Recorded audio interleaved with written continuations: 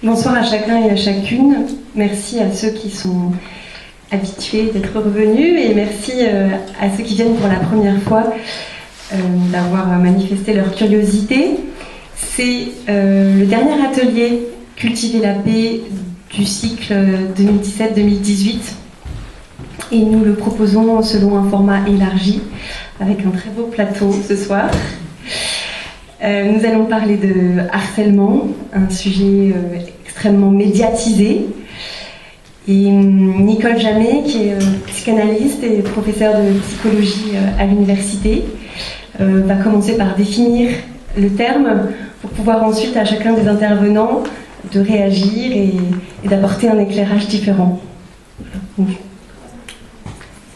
Alors ce qui est très important et ce que je peux vous dire dès à présent, c'est que cet atelier est organisé en partenariat avec Coexister, qui est un mouvement de jeunes interconvictionnels.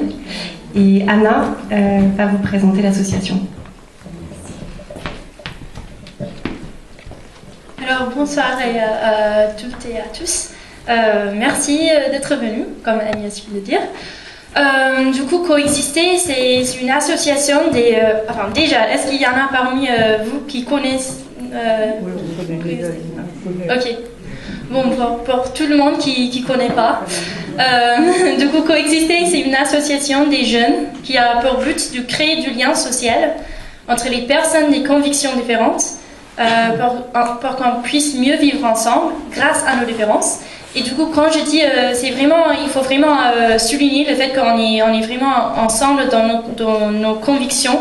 Et c'est pas juste les personnes croyantes, du coup c'est les croyants et c'est les non-croyants. C'est les musulmans, les juifs, les bouddhistes, les chrétiens, les agnostiques, les athées, tous ensemble. Et du coup, pour faire ça, on a un parcours qu'on appelle le coexistence active. Et du coup, dans une première étape, on passe par le dialogue, et c'est-à-dire on a les événements où assez décontractés, où on se retrouve ensemble.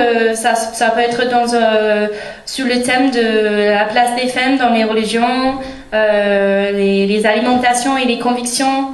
Ça peut être une visite dans le lieu de culte. Ça peut être, ce dimanche, on va faire un atelier sur le bouddhisme et la méditation. Du coup, c'est vraiment très varié.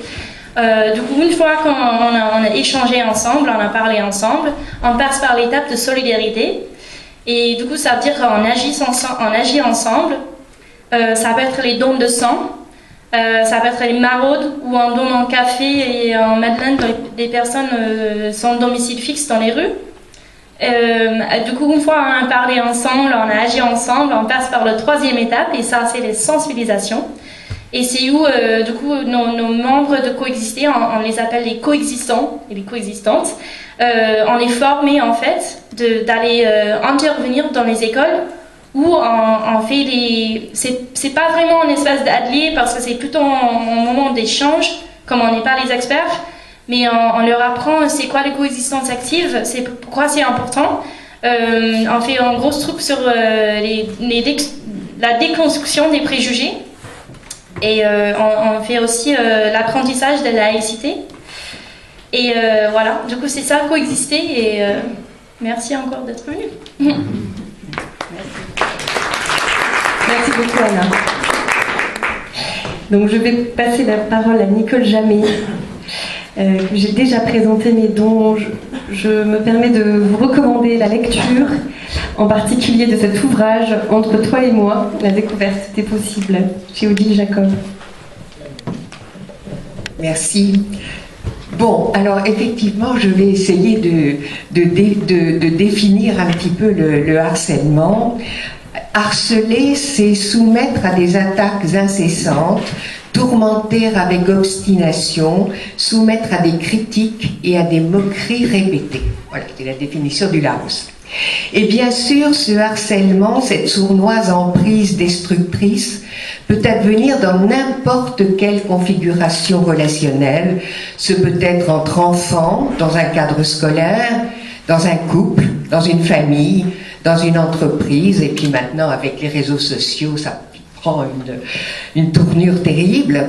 Et cela peut rester au niveau d'un harcèlement moral, mais prendre aussi la forme d'un harcèlement sexuel. Mais nous allons voir que dans tous les cas, la relation est alors vécue comme un rapport de force. Ou c'est lui, ou c'est moi. Et c'est pour conjurer une menace permanente, ce qui justifie la répétition, de ne pas être à la hauteur et de risquer alors que ce soit moi-même qui soit à la merci de l'autre, que sont mises en place toutes ces stratégies belliqueuses. C'est une contrainte qui est liée à l'insécurité que je vis. 2 exemples d'abord. Je vais commencer avec le témoignage bouleversant d'Édouard Louis dans En finir avec Eddie Bellegueule. Eddie Bellegueule est un petit garçon de 10 ans, à l'allure et à la voix féminine dont les parents se demandent, je cite, « pourquoi il se comporte comme une gonzesse » et qui va être le souffre-douleur de 2 garçons de sa classe. Je cite, « Dans le couloir sont apparus 2 garçons, le premier grand, aux cheveux roux, et l'autre petit, au dos voûté. Le grand a craché, prends ça dans ta gueule. Les rires aigus stridents des 2 garçons. Regarde, il en a plein la gueule, ce fils de pute. Il s'écoule de mon œil jusqu'à entrer dans ma bouche. Je n'ose pas l'essuyer, de peur qu'il se sente offensé, de peur qu'il s'énerve encore un peu plus. Ces 2 garçons lui avaient auparavant demandé s'il était bien Bellegueule, celui dont tout le monde parlait. « C'est toi le pédé ?» En prononçant cette question, il l'avait inscrite en moi pour toujours, tel un stigmate. Ces marques que les Grecs gravaient au fer rouge ou au couteau sur le corps des individus déviants, dangereux pour la communauté. C'est la surprise qui m'a traversée. Un sentiment d'impuissance, de perte d'équilibre. Ce sera le début d'un calvaire quotidien qui durera toute l'année scolaire. Je cite encore, « Je me souviens, les coups dans le ventre, la douleur provoquée par le choc entre ma tête et le mur de briques. On pense devant ce type de scène à l'humiliation, à l'incompréhension, à la peur, mais on ne pense pas à la douleur. Les injures se succédaient avec les coups, et mon silence, toujours, pédale, pédé, tantous, enculé. Certaines fois, nous nous croisions dans l'escalier bondé d'élèves. Ils ne pouvaient pas me frapper au vu de tous. Ils n'étaient pas aussi stupides, ils auraient pu être renvoyés. Ils se contentaient d'une injure, juste pédé. Personne n'y prenait garde autour, mais tout le monde l'entendait. Je pense que tout le monde l'entendait puisque je me souviens des sourires de satisfaction qui apparaissaient sur le visage d'autres dans la cour ou dans le couloir, comme le plaisir de voir ou d'entendre le grand aux cheveux roux et le petit au dos voûté rendre justice, dire ce que tout le monde pensait tout bas et chuchotait sur mon passage que j'entendais. « Regarde, c'est Bellegueule, la pédale !» Remarquons déjà plusieurs choses. La victime a honte de ce qu'elle découvre être et ce que les autres vont lui reprocher. Elle se le reproche à elle-même dans un sentiment de surprise et d'impuissance. C'est comme s'il y avait un consensus bourreau-victime sur l'évidence de devoir rendre justice par l'humiliation. Vous entendez les sourires de satisfaction des autres petits élèves. Puisqu'Eddie est différent des autres, il devient automatiquement, je cite à nouveau, un individu déviant, dangereux pour la communauté. Deuxième illustration, cette fois tirée d'un roman de Balzac, Le curé de Tours. Là encore, les attaques et les humiliations ne vont pas manquer pour le pauvre abbé Birotteau, mais ici, dans un contexte beaucoup plus subtil de culpabilisation. Il n'y aura aucune violence physique et où l'envie éveillée, là encore, par la différence, sera à l'origine d'une sourde persécution exercée à la fois par Mademoiselle Gamard et par l'abbé Troubert. Ici, la maîtrise sera obtenue par le triomphe pervers de mettre l'autre dans son tort et de l'humilier en gardant toutes les apparences du bon et du bien pour soi. Et cela en faisant appel au renversement de rôle, aux insinuations, aux accusations sous couvert bien sûr de charité, à la disqualification du jugement et à la calomnie, ce fleuron de l'envie. Juste quelques petits exemples. Un soir que l'abbé Birotteau rentre de chez Madame de Listomère, où justement Mademoiselle Gamard n'est pas admise, cette dernière a fait fermer la porte. Birotteau est locataire chez elle et il sera obligé de sonner plusieurs fois. Le lendemain matin, quand Birotteau demande à son hôtesse comment elle va, attendant de sa part des excuses, elle lui répond sèchement qu'elle ne va pas bien du tout et qu'il en est la cause, réveillée pendant son sommeil et n'ayant pas pu se rendormir. Ou, autre exemple, elle modifie l'heure du cartel de la salle à manger et Birotteau arrive pour découvrir que le premier service est déjà desservi. Je cite, « Il n'y avait pas d'observation possible. L'expression verbale du soupçon conçue par le vicaire eût causé la plus terrible et la mieux justifiée des explosions éloquentes que mademoiselle Gamard sut faire jaillir en pareil cas. Les 1001 contrariétés qu'une servante peut faire subir à son maître ou une femme à son mari dans les habitudes privées de la vie furent devinées par mademoiselle Gamard qui en accabla son pensionnaire. Mais elle s'arrangea pour ne jamais avoir tort. Donc, pour faire porter tous les torts à l'abbé Birotteau, pour ne pas se savoir coupable d'être envieuse, donc mauvaise, elle renverse habilement les rôles, mettant l'abbé Birotteau dans son tort. C'est à bon droit qu'elle peut l'accuser. Ne l'a-t-il pas réveillée? Bien sûr, elle avait fait fermer la porte. N'arrive-t-il pas en retard? Elle a modifié l'heure du cartel. Mais en même temps, inutile de parler de mauvaise foi. Elle ne sait plus que sa juste colère devant un tel malotru. Autre manière de discréditer l'autre, les insinuations perfides et calomnieuses. Après le lâchage du salon de mademoiselle Gamard, l'abbé Troubert disqualifie Birotteau en le faisant passer pour un homme ingrat et méprisant. Je cite, « Il ne nous a pas trouvés assez aimables, bien sûr. C'est un homme d'esprit, un gourmet. Il lui faut du beau monde, du luxe, les médisances de la ville. » Et coup double, ces paroles amenaient toujours mademoiselle Gamard à justifier alors l'excellence de son caractère aux dépens de Birotteau. Tout le mauvais est donc chez lui, ce qui permet de se valoriser par contraste. Mais voici que madame de Listomère, après que mademoiselle Gamard ait mis Birotteau à la porte, prend parti pour ce dernier. Or, je cite, « La baronne était une femme de haut rang, dont les manières polies et la piété ne pouvaient guère être contestées. » Or, tout à coup, le bruit va courir que cette madame de Listomère aurait pour son neveu une affection des plus condamnables. Mademoiselle Gamard ne recule devant aucune calomnie pour triompher de cette rivale qui, la dépassant de beaucoup dans le bien, la renvoie douloureusement à sa médiocrité. À la fin du roman, les désirs de vengeance lentement calculés et mis en œuvre par ces deux personnages sauront humilier Birotteau, lui prenant tout, jusqu'à son honneur. Mais alors, à partir de ces situations différentes de harcèlement, deux questions essentielles se posent. Premièrement, qu'est-ce qui peut ainsi pousser quelqu'un au harcèlement? Et deuxième question, pourquoi ça marche? Pourquoi la victime semble-t-elle se laisser faire? D'abord, je dirais que ce qui va pousser à cette volonté d'emprise, c'est la différence de l'autre qui m'interroge sur ce que je suis et surtout ce que moi, je vaux.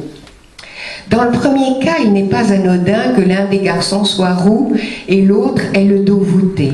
Sans doute, tous les deux ont été un jour ou l'autre objet de moquerie. Ne peut-on alors penser qu'ils font vivre à Eddie Bellegueule ce dont ils ont eux-mêmes peur? Ce qu'ils redoutent, c'est d'être eux-mêmes raillés et humiliés. Or ainsi, ils reprennent la maîtrise de la situation. C'est eux qui se moquent et qui humilient, renversant ainsi leur impuissance en toute puissance.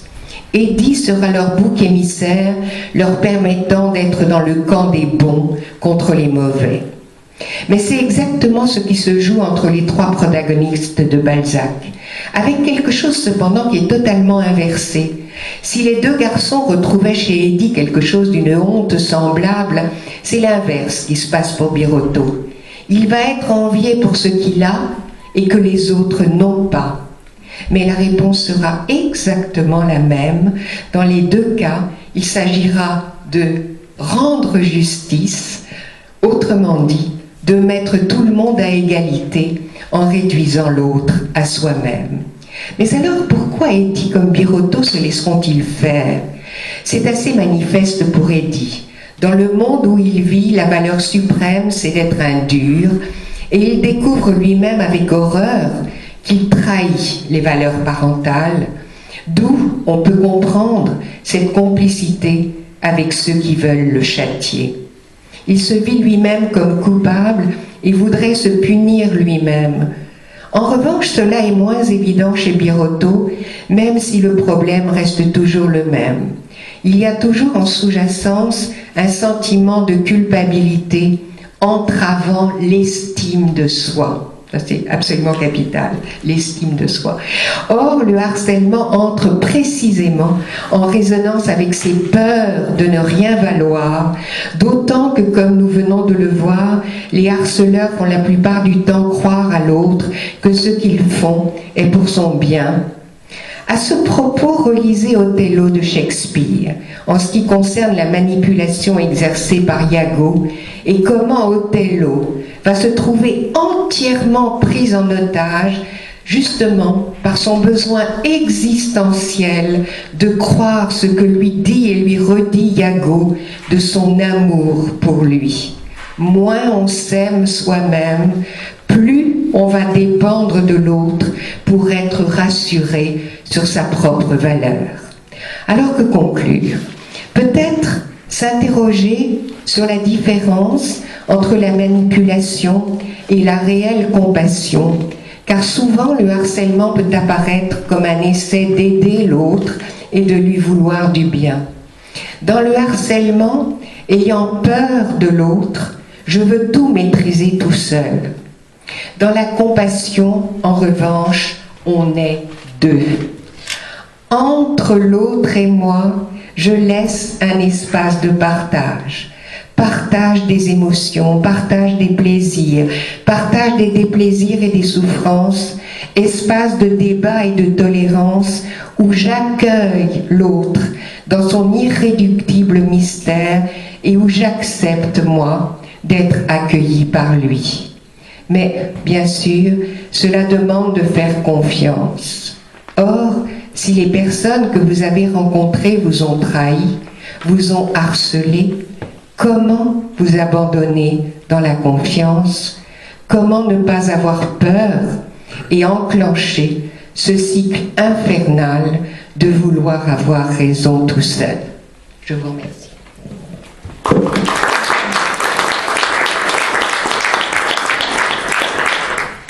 Merci beaucoup, Nicole. Merci et bravo pour cette chute ouverte et positive au sujet d'un sujet difficile, à propos d'un sujet difficile. Donc vous avez très bien décrit le harcèlement comme un mécanisme psychologique.